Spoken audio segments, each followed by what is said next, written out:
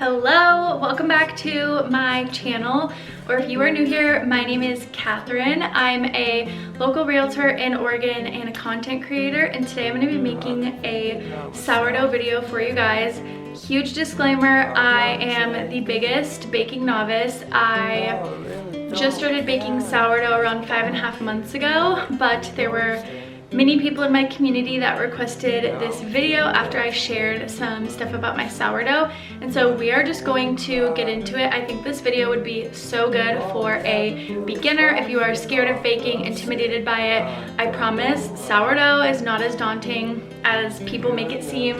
There are a lot of steps and a lot of very important things to remember, but if I can do it, you can do it. And so I hope to inspire someone, maybe like me, that has never really enjoyed baking or cooking but has a little bit of an interest and wants to get into it. So we are gonna cover everything. Today is Wednesday, January 3rd. So by the way, Happy New Year. Last year for me and almost every single person in my life was the craziest year, and I have a huge feeling that 2024 is going to be massive and amazing and abundant in every single way. So I am sending you, wherever you are when you're watching this, all of the love and the blessings and prosperity. So with this being Wednesday, we are going to, with my baking system, have our loaves by Friday evening or Saturday morning. I only say 1 or 2 because I really like to monitor the loaf and the bread.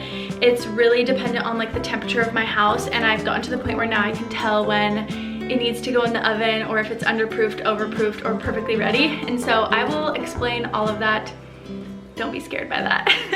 But that is why I specify it could be 2 different things. Once you get into the hang of it, you will know exactly what I'm talking about and it will not seem scary.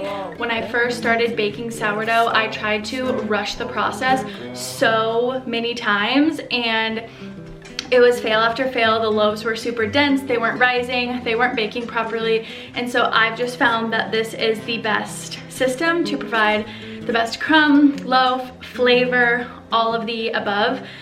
There are some recipes that you can look up that are like 2-day recipes and whatnot, and I'll try to link them down below. They just personally don't work for me. And I think with me being newer to baking, part of the thing that I really enjoy and really like is the timeline and the process, and how it's truly like a labor of love to create a loaf of sourdough. So that is actually a process I now enjoy, which I never thought I would say. So crazy.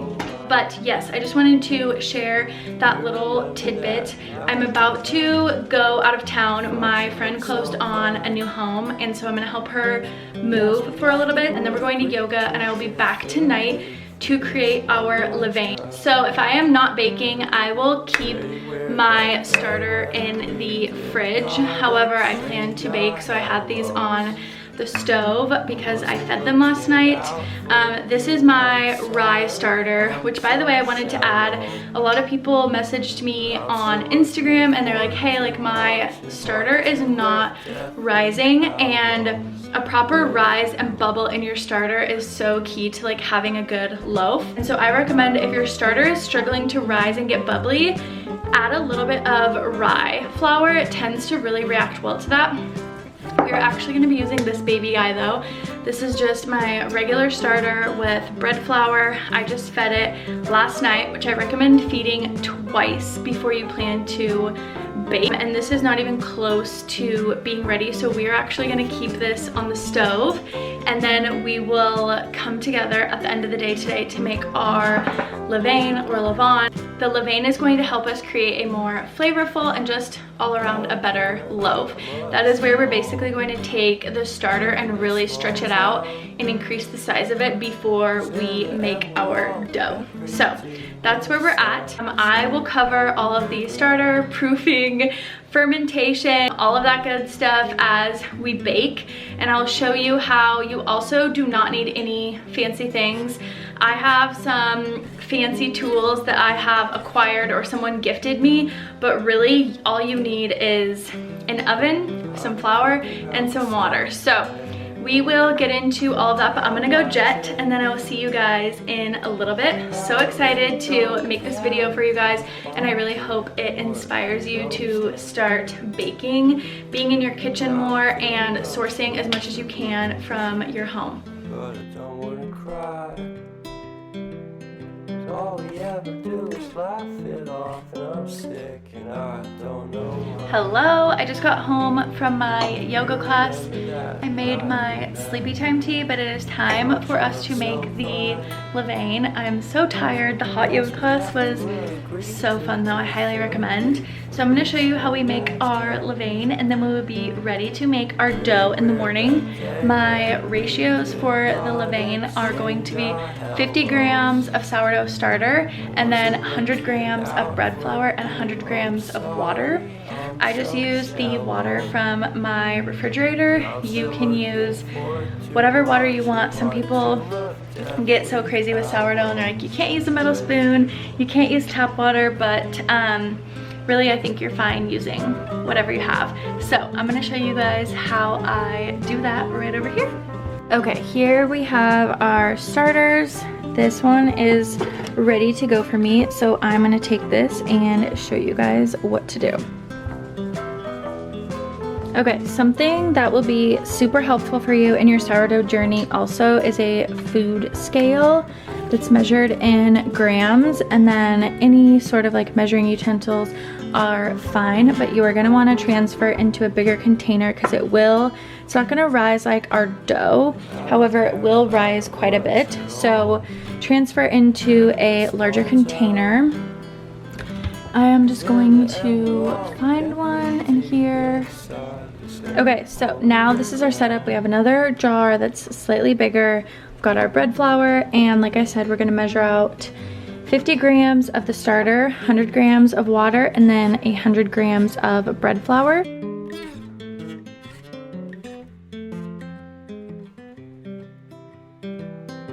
I've been thinking about myself today, thinking how I changed, how I really don't care if you are here or if you don't stay. Now I'm feeling those winter blues, but I don't wanna cry.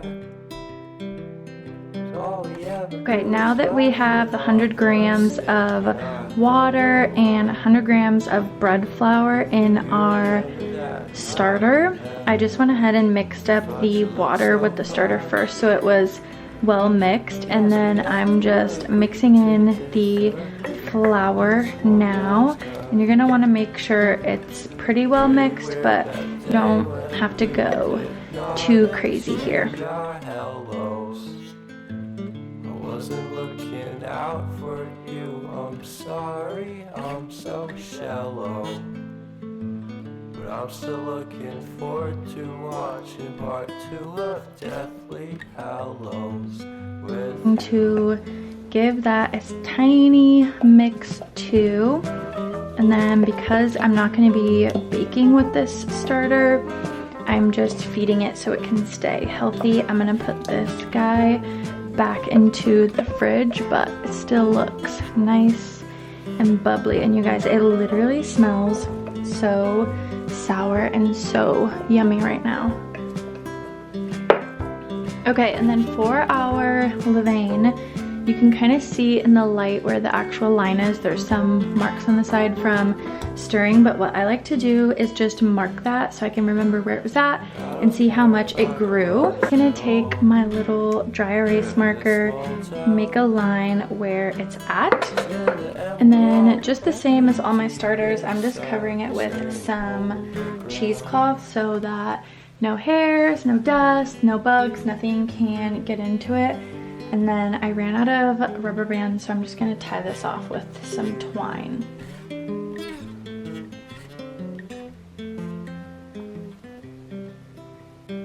Okay, so this guy is all ready to go. I'm just gonna place him right here under the light. It tends to be slightly warmer under the light, and that will just help it stay in a warm and mild climate, which helps with the fermentation and just, from what I know, the science behind sourdough. Alright guys, that is going to wrap up our levain process, and I think I messed up. I think I said that we were gonna bake either Friday night or Saturday morning, but I fibbed. I forgot the first day of this process was yesterday when we fed our starter, so we're actually gonna be baking Thursday night or Friday morning depending on how the bread is looking and performing. So stay tuned for that. I think if it's doing best, Friday morning will be best, but I do go out of town to Sun River, so we'll play it by ear. I've heard like so many tips about sourdough and what's best and what's not best, and I've just kind of like found my own rhythm, and I don't really like following like a super strict schedule. Like I said, the temperature affects everything. I just feel like if your ratios are slightly off, like that affects it, and so I kind of like just to look at the bread, look at the dough, see what it's doing, and go off of that, and that tends to just be a little bit more simple and peaceful for me. So that is what we're gonna do. I will check back in with you guys in the morning, and that's when we're gonna start our dough, which is the most fun part, and tomorrow will be the longest day as far as like what we are working with it. This is kind of just timing stuff and can really just like sit on your countertop or sit in a warm place, and tomorrow we will be like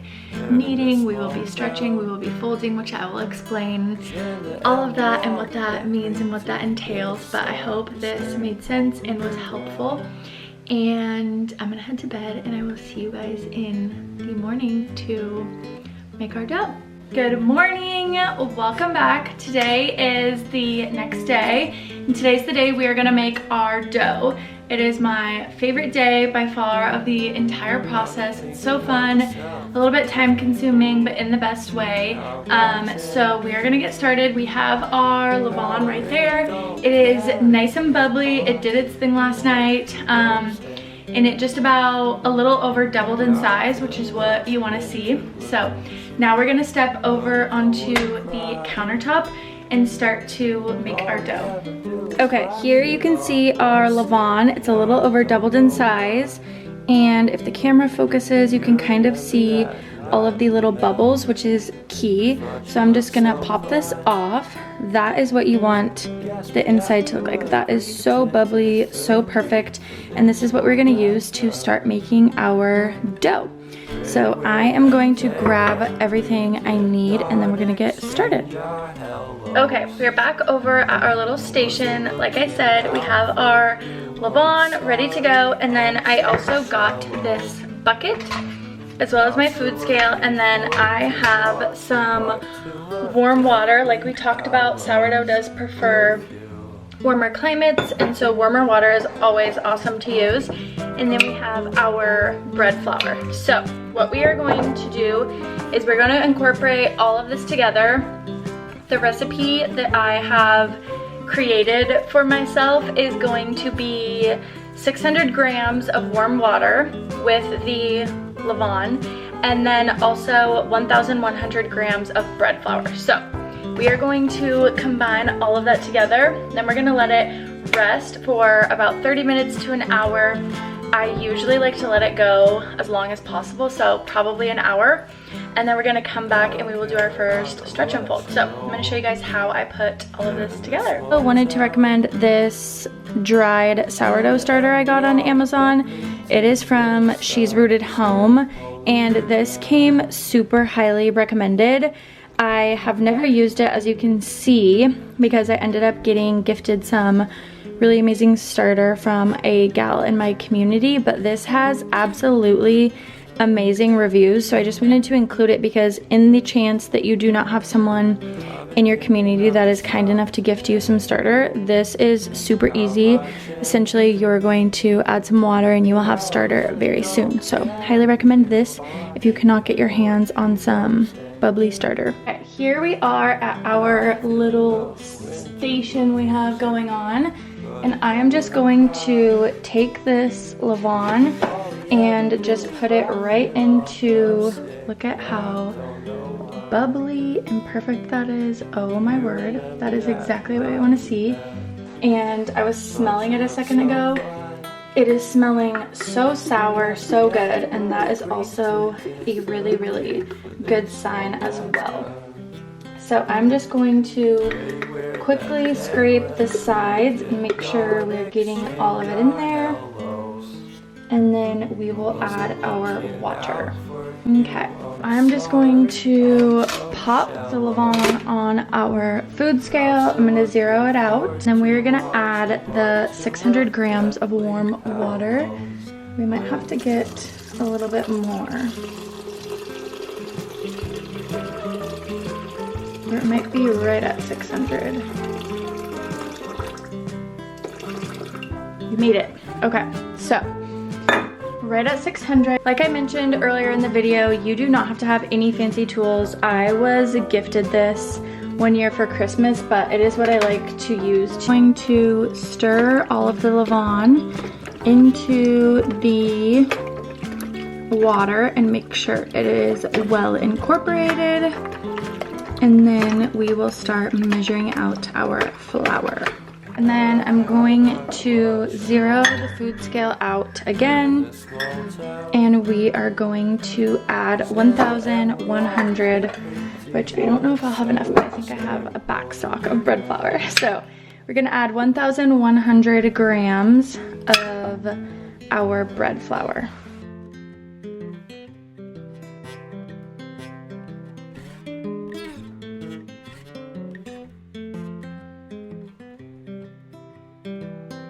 I've been thinking about myself today, thinking how have I changed.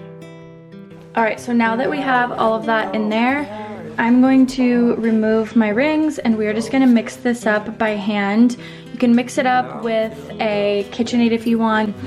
I personally don't like using my KitchenAid. I feel like it just makes it not as plump, if that makes sense. So I'm gonna be mixing it by hand and just really feel the dough and make sure there's no clumps or bumps or dry bits of flour in there. So we're gonna go ahead and do that now. Just gonna start gently mixing all of that up. And this will probably take anywhere from 5 minutes to 8 minutes, just to make sure it is all incorporated. And it's totally normal if it looks super crazy, kind of chunky, and it is going to really soften up and become more dough-like during the next few hours when we are letting it rest and rise and stretching it and folding it. So this first one, your dough is going to look a little crazy, a little chunky, and a little disheveled, as a lot of people describe it, but that is totally normal. And it will really start to come together soon.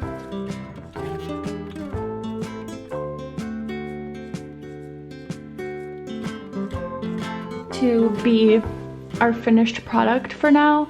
As you can see, super chunky, nothing crazy. It's not looking very dough-like yet, but this is exactly what it should look like right now. And so we are going to set it here.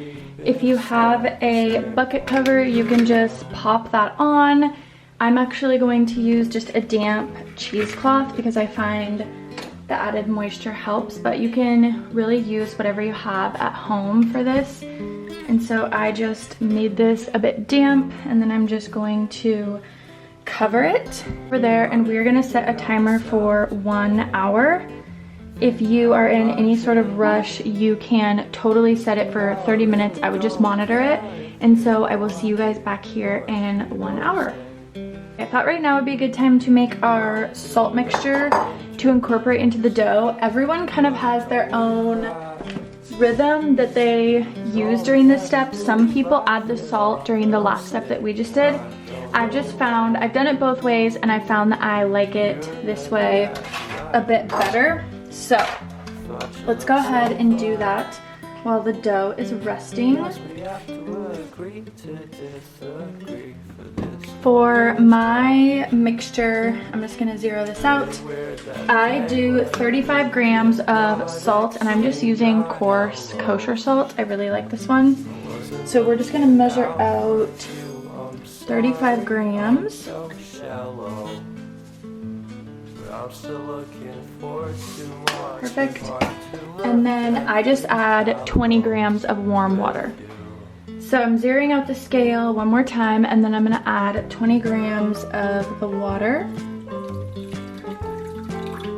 Okay, it was probably a little bit more than we needed, but it's totally fine. I'm just gonna take a spoon and gently mix that up. And then that's going to be ready for us to use as soon as the bread is ready. It is time for us to check out our dough. So here is what it looks like now. We are going to start our first round of stretch and folds, and we're also going to start incorporating the salt. What we are going to do here is wet our hands, and that just kind of helps the dough not stick to your hands as much when you are stretching it. So the first thing I'm going to do is take some of our salt and water mixture that we created. As you can see, there's still like pretty coarse pieces, which is what we want. And I'm just going to gently put some of that on. And then sometimes I like to just make it a little bit more even so that there's no huge salt chunks. And then with your wet hand, you're just going to dig to the bottom of the dough, get a good sized chunk, stretch it as far as you can before it starts breaking like that, and then you're just going to tuck it into the other side as low as you can. You're going to basically do that until you reach a full circle. So stretch, and then I'll just turn it around so you can see it better, and then tuck.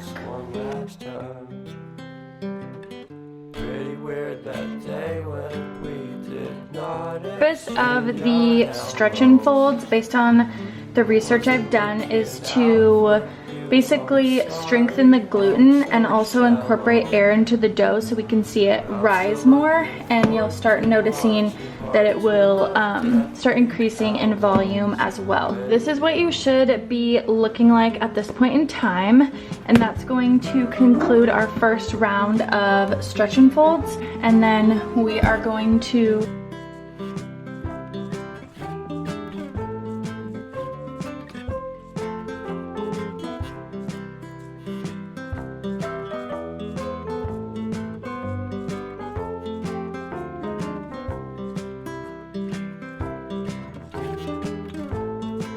Okay, the timer just went off. We are gonna do our third stretch and fold, and for the last two, I just wait 30 minutes in between. And I find that's just what works for me. So we're gonna do our third stretch and fold, set a timer for 30 minutes, and then come back together to do our final stretch and fold. In the end, we're all buried deep inside the same hole in the ground.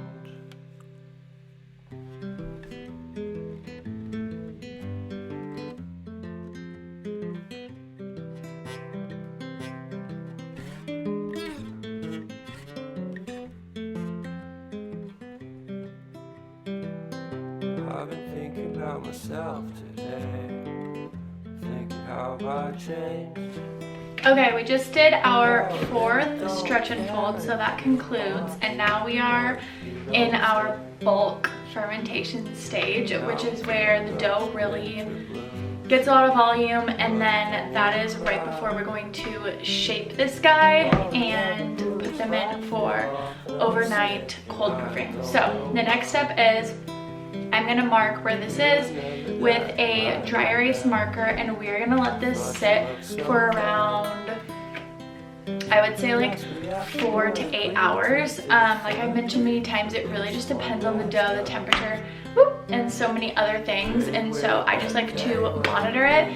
I'm about to leave for a showing a little bit out of town, so it's perfect timing. So what I'm gonna do is leave this out on the countertop for around 4 hours, and then we will touch base and check it out and, you know, see how it's doing, so to speak, and then we will go from there. So I'm gonna cover this guy up. I'm gonna put a little mark on here. We're gonna leave it out.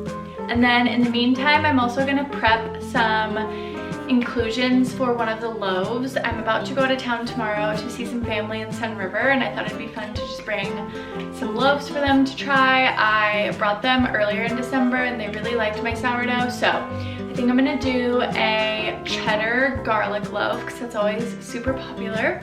And then I'm gonna do one regular, and then I might do one sesame. So basically I'm gonna roast some garlic, chop up some sharp cheddar, and then that will be ready after bulk fermentation. When we shape our loaves, we will add that in then. So I will see you in about 4 to 6 hours. 'Cause in the end we're all buried deep inside the same hole in the ground.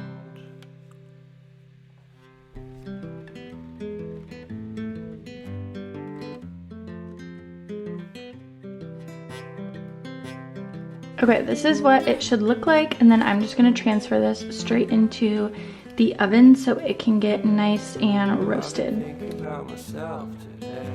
Okay, sourdough team, I'm back from my showings. We're gonna quickly check on our bread, and then I'm going to finish prepping the garlic. It's been roasting in the oven. Here is our lovely dough.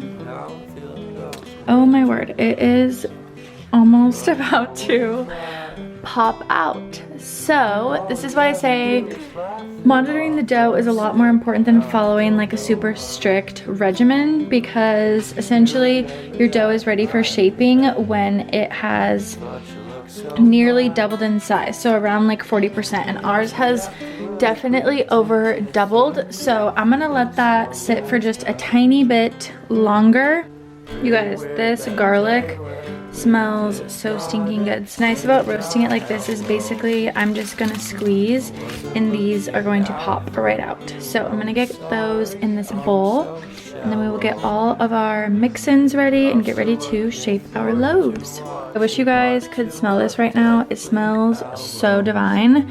And then now I'm going to go check on our bread and prep this area for shaping.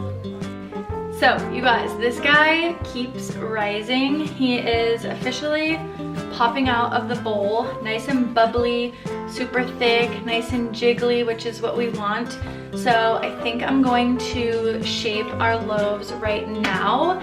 It is almost 7 o'clock at night, so I'm gonna shape these, put the mix-ins, the garlic and cheddar loaf, and then something that I do is cold proof overnight. Some people don't, they just do a few hours. I find that my bread turns out better when I cold proof overnight.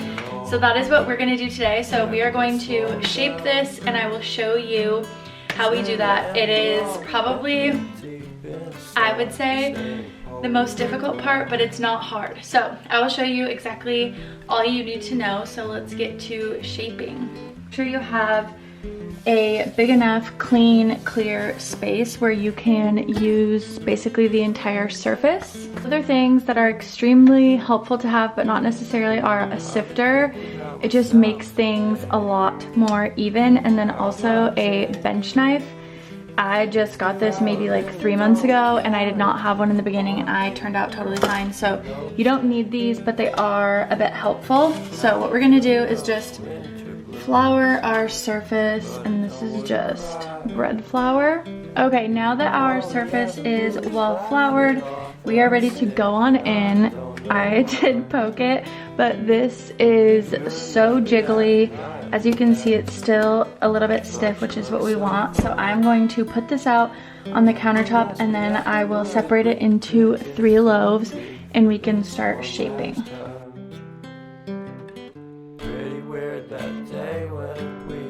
Okay, so we got all of our dough out. I'm just going to put a little bit of flour right on top where it's a bit sticky, and then essentially we are just going to take this and section it into 3 sections for 3 loaves.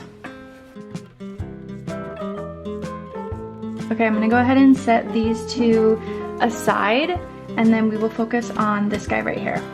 Okay, so now we have this little guy here. Basically what we're doing is another form of the stretch and folds that we did, and we are just essentially pulling it out and then pushing it right back in the center to make a nice little loaf shape.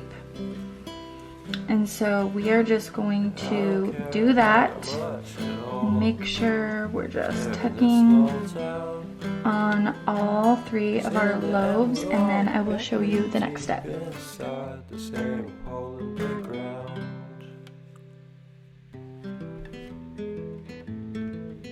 Okay, and then for this last one, I'm gonna make this one the cheddar and garlic loaf. So I'm just gonna bring out our 2 little bowls.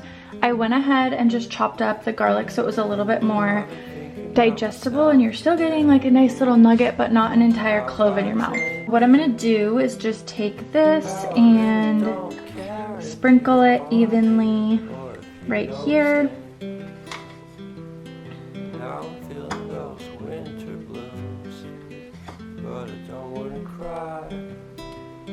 And you kind of want it to be pretty fruitful, but not an overwhelming amount. And so then I'm just gonna fold that in, and we'll do it again. Yes, we have to agree to disagree for this one last time. And then fold in the corners as best we can, and I think that's a good amount. So there we go, and that is going to conclude our first round of shaping. And now we are going to build some tension in the loaves to prepare them for cold proofing overnight. And then I'm going to show you how we build tension in the loaves. It's pretty simple, so don't overthink it, but basically you are going to flip over the loaf on the side that you want the bottom to be, and then you're gonna drag and fold to build tension. So what I like to do is plop it, tuck my fingers under, and then pull. So you're gonna plop it, tuck your fingers under, and pull. And this is just creating tension in the loaf, and based on my knowledge, what this is gonna help do is help it rise when you bake it. Just keep it a tight little loaf. So as tight as you can get it, the better.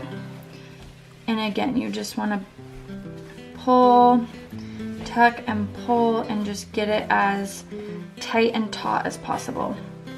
And then once you do that, we will be ready for our banneton or bowl. I'm going to show you the bowl route first. Take whatever bowl you have. You don't want to do much bigger than the loaf because you want it to remain in a shape and not flatten out. Really important step is that you flour your banneton or bowl. So I'm just going to sift this flour through, and that's just going to help for when you remove the loaf in the morning when we're ready to bake, it's not sticking to your cheesecloth. So another important thing is you're going to put this, after you get all of your tension, I'm just seeing if I can tighten it up a little bit more without these cheeses exploding out. You're gonna wanna put it, the top of the loaf down. So you just plop it in, and then you'll see this part, and you're just gonna wanna cinch all that up. And this is just the bottom of your loaf, and so we're just going to cinch it up and make sure it's nice and sealed for cold proofing. I've seen some people put theirs in super fancy proofing bags, or some people use plastic bags. I have found that you do not need to do all of that, and I just throw this over the top, and then I just pop it into the fridge just like that, and in the morning it will be ready to bake.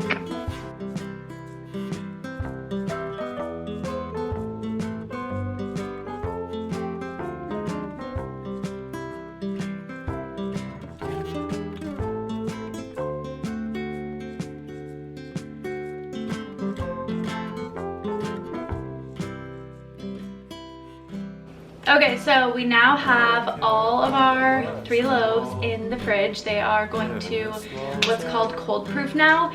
It's my understanding that you actually don't even need to cold proof. I just find that's the best route, and my bread turns out the best when I do. As far as timelines, you can cold proof anywhere from like 6 all the way up until 2 days. You can proof pretty long in the fridge because it's so cold. It's about 7 o'clock now, and we are gonna cold proof all night and then bake in the morning, which will be so exciting. The house is literally going to smell like an old bakery, and that is one of my favorite days. So that's pretty much all we're gonna do today. As you can see, we did start in the morning and end in the day, but it's so like sporadic and laid out. I was able to go run errands, I was able to show some homes, and I was able to get a ton of work done around my house and whatnot. So I hope that helped with that. The next time I will see you, we will be in the morning to bake our loaves, and then you are gonna see how to score in the morning, which is super fun. It's kind of hard. You'll have to bring out your creative outlet during that part, but even if you don't have one, doing a slice right across the loaf, perfectly fine. So we will see you guys in the morning, and I'm so excited to bake our loaves together.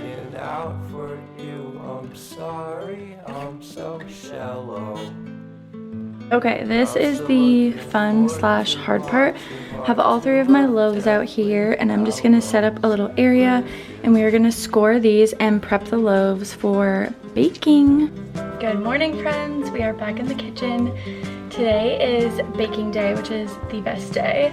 I had to make some coffee with my last chance to use my Christmas mug. I have all of the bowls out right now. I took a peek at them. They all did super well. And now we are going to score them and get them ready for the oven. It is now perfectly preheated, so we are good to go there. I'm gonna show you exactly how I score, and then we will get started.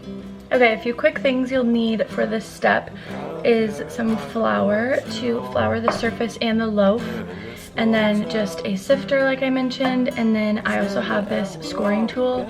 Any blade will do, and that is going to just help us get cleaner cuts. So let's get started. So I'm gonna walk you guys through this process. First, we're gonna take all of our loaves out of their proofing baskets. The reason why we put seam side up is because we're basically just gonna plop it out, and now that is the top. So there's our little baby guy. I really don't care if you are here or if you don't stay. Okay, we'll start with this guy right here. So first I'm going to flour him pretty generously, and then I just rub it right on in so it's like fully covered. And then I'm also gonna build a little bit more tension like we did last night, just for one last little time to get him nice and plump. And then you're gonna take your scoring tool. I'm gonna do our scoring design. So I'm just gonna do a little design over here.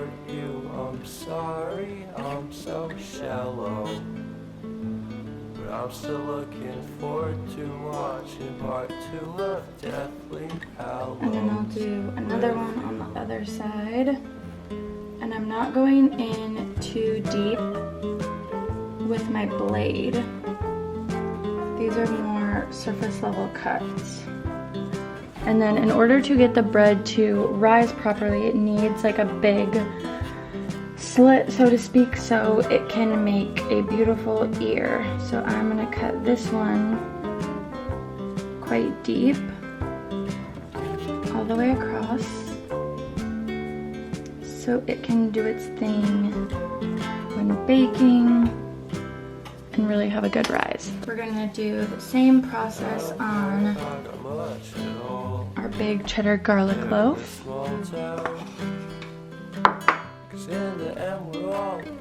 Generously flour it, and then make sure that's all good to go. And then for this one, I'm just gonna do, oops, we got a little bubble going. I'm gonna do a big slit right through the center for rising purposes like we talked about. Right through that piece of cheese. And then because this one has the fill-ins, I'm just going to do a really tiny design over here. I don't want it to be too busy. I'm just gonna move this guy so I can have a better angle. And then we're gonna pull it in, like I said, one last time. I think I'm gonna do something crazy that I've never done. We'll see how it turns out. It's really hard because you want it to have just a really intense, pretty deep cut, and then the designs kind of come last as more surface cuts. For this one, I'm just gonna take some scissors and make kind of a zippered pattern using the scissors on the middle ones that are not designed.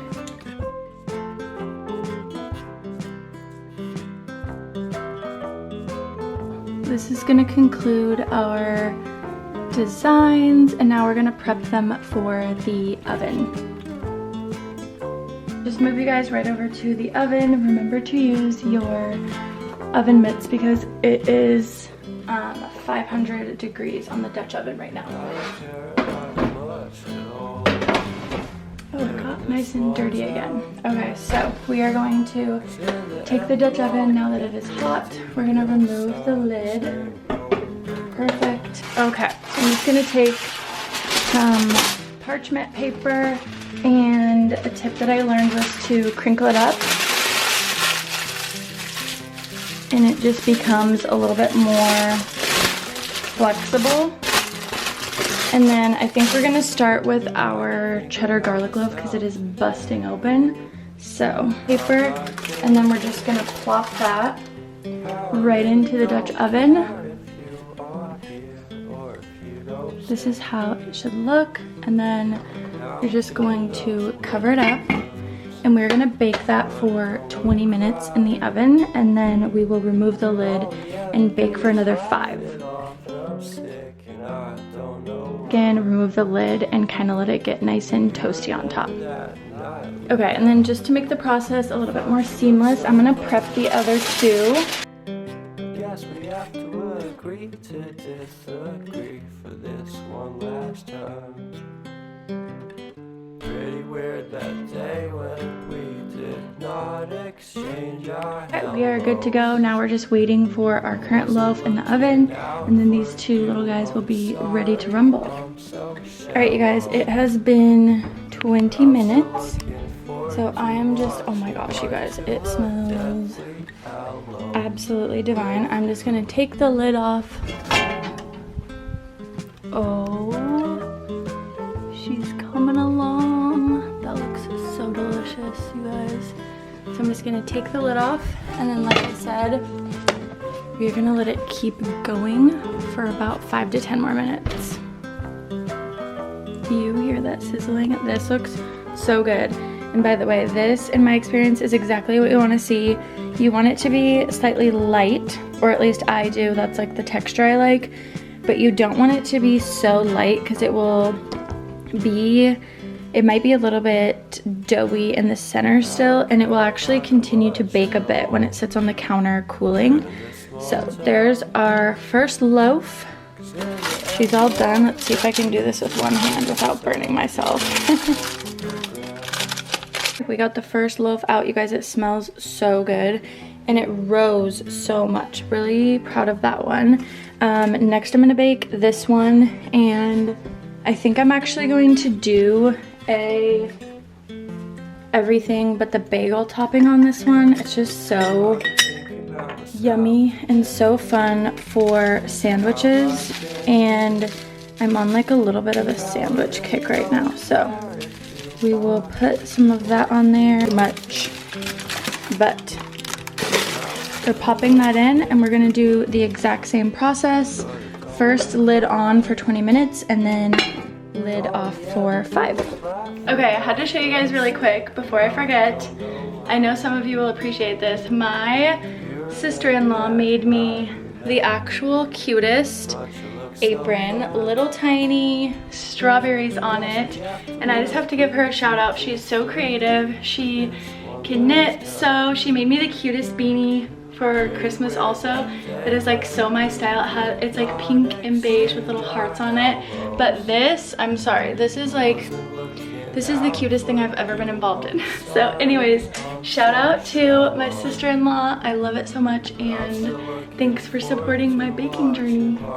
Okay, we have our last loaf in the oven, but I wanted to quickly plug, disclaim, whatever you want to call it. I am not super active on YouTube.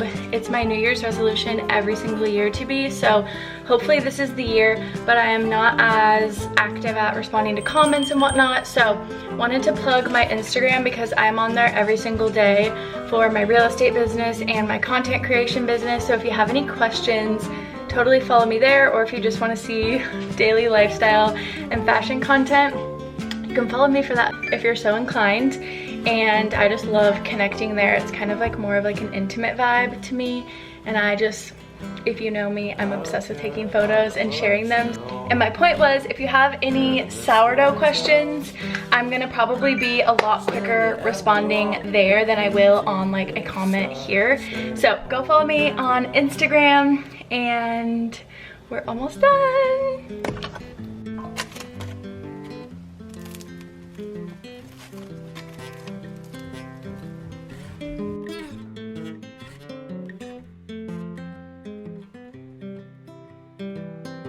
I've been thinking about myself. Okay, this concludes my sourdough baking video. I hope you guys liked it and found it helpful. I had so much fun making it.